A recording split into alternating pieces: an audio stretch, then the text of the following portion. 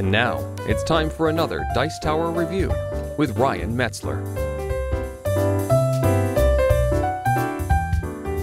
Hey everyone, Ryan Metzler here, and today we're going to be taking a look at a Essen release from Griffin Games. We're going to look at Mirror Mirror, an abstract for 2 players in which you play a prince who is trying to deliver a love letter to a princess using masters, knights, and ladies. Different pieces with different movement styles. However, your opponent is also trying to deliver a love letter to the same princess, and you want to intercept his letter before he gets it to her. However, your opponent is also a prince trying to deliver a love letter to the same princess, and you want to intercept his letter, forcing yours to be the first one to get there. Each player will have their own set of pieces, and your objective is to capture the only red love letter that your opponent has. So, now that I've given you a real brief overview, why don't we take a look at what comes inside the box, and then how the game plays, and I'll sum it all up with how I feel about it. So here you can see the setup for Mirror Mirror. You have a blue player and a yellow player, and each player will have 3 different types of pieces. They are going to have knights, which will look like this. They have kind of a rook type top here. They have masters, which have like a crown top.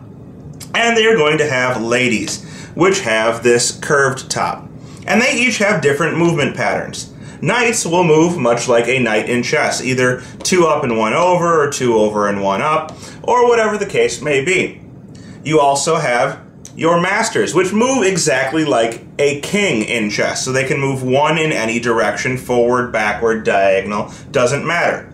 Then you have the ladies, which do not move like any piece in chess. They are only allowed to jump over other pieces diagonally, much like in checkers. So for example, this lady could jump over the lady behind it and to the left in this manner. However, they can continue to jump as long as they want, performing multiple jumps in order to get to a final destination.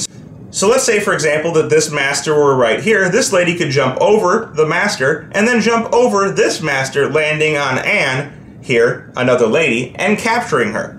However, we're getting ahead of ourselves there.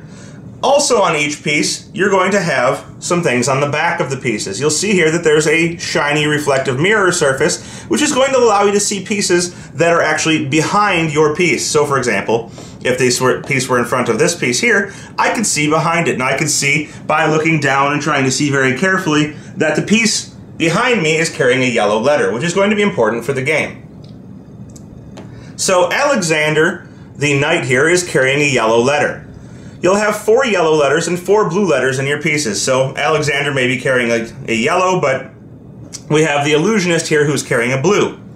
One of your pieces is going to be carrying a red letter. And the red letter is the true love letter that you're trying to deliver to the princess.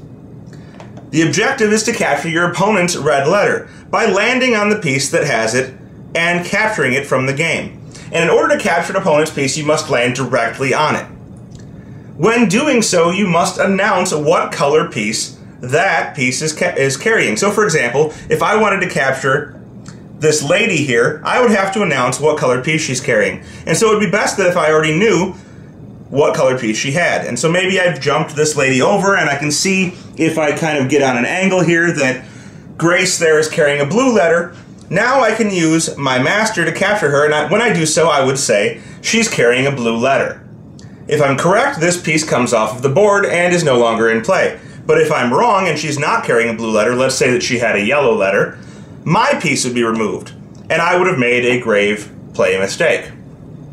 So players will take turns moving their pieces around and manipulating the position of their mirrors in order to try and see what color letters their opponent's pieces are holding, until one player either only has 1 piece left on the board, meaning that it must be the red love letter left, or the red love letter is captured and removed from the board, meaning that the other player wins. So that's Mirror Mirror, and my opinions on it are not exactly what I thought they were going to be. I have to be honest. When I looked at the game, I was expecting something light and cartoony, not too deep, not too difficult, and that's not what I found. Although the game has that light, cartoony look to it, there's actually a decent amount of strategy here. There's a lot of trying to position in order to see things at an angle. There's a lot of moving the right pieces into the right spot so that they can't be captured, but they can be used to see the pieces behind them. And that's not always as easy as it might seem. It's very interesting. It's a very cool take on abstracts, where you must know something about the opponent's piece in order to take it, or you can take that wild wager, hoping that you're right in your guess of what color they're holding in order to try and kind of swing the game.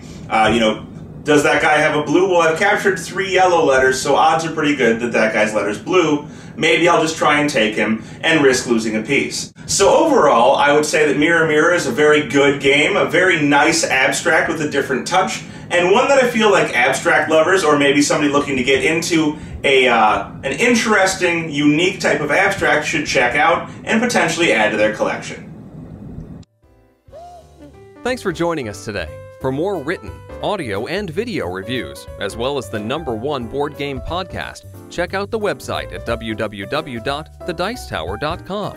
Until then, this is Eric Summerer, and you've been watching The Dice Tower.